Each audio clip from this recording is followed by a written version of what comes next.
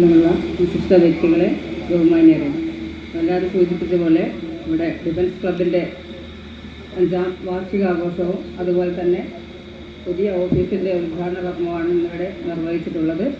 അപ്പം ഏറെ സന്തോഷവും അതിലേറെ അഭിമാനവും തോന്നുന്ന നിമിഷങ്ങളാണിത്. എല്ലാവരും ഇവിടെ സൂചിപ്പിച്ചു, നമ്മുടെ നാടിൻ്റെ രാജ്യത്തിൻ്റെ സുരക്ഷയ്ക്ക് വേണ്ടി പ്രവർത്തിക്കുന്ന ഒരു വിഭാഗം സൈനികരുടെ ഒരു കൂട്ടായ്മ, യുദ്ധഭടന്മാരുടെയും എല്ലാം ഒരു കൂട്ടായ്മയാണിത്. അതുകൊണ്ട് തന്നെ ഈ ഒരു പരിപാടി പങ്കെടുക്കാൻ കഴിഞ്ഞതിൽ ഏറെ സന്തോഷമുണ്ട്. അതുപോലെ തന്നെ ഇവിടെ എല്ലാവരും പറഞ്ഞു, ഈ ഒരു 5 വർഷ കാലയളവിൽ ഒട്ടേറെ മികവാർന്ന പ്രവർത്തനങ്ങളാണ് ഇവിടെ നടത്താൻ വേണ്ടി സാധിച്ചിട്ടുള്ളത് ഈ ഡിഫൻസ് ക്ലബിൻ്റെ നേതൃത്വത്തിൽ.